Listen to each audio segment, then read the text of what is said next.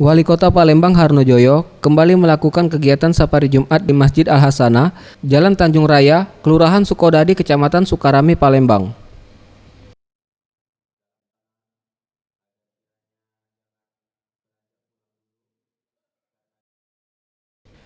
Kegiatan ini diawali dengan peresmian Masjid Al-Hasanah, usai dilakukan renovasi selama 7 bulan oleh pihak pengelola masjid.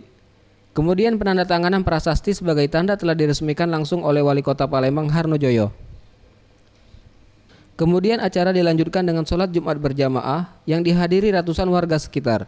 Ditemui usai melakukan sholat Jumat, Harnojoyo mengatakan, dengan diresmikannya masjid ini dapat mengajak masyarakat untuk lebih giat dalam menjalankan ibadahnya, serta selalu menjaga tali silaturahim dan mendukung program Pemkot Palembang.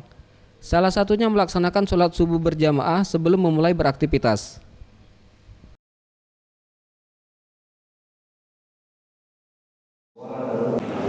Dan kami berharap bukan bangunan yang indah, bukan bangunan yang megah, tetapi mari kita makmurkan, mari kita ramaikan masjid ini. Utamanya saat ini program pemerintah Kota Palembang adalah sholat subuh. Kalau Jumat kita tahu persis ya, di mana-mana masjid sudah penuh.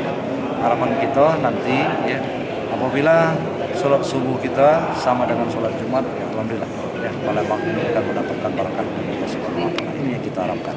Jadi kami berharap ya, kepada masyarakat, mari bersama-sama pemerintah untuk melaksanakan sholat subuh bersama. Ini sudah kita mulai setiap pagi, dan Bapak Camat di seluruh kecamatan sudah 4 kali 1 minggu. Nah, bagus di kecamatan, nanti akan kita tingkatkan di 100 kecamatan.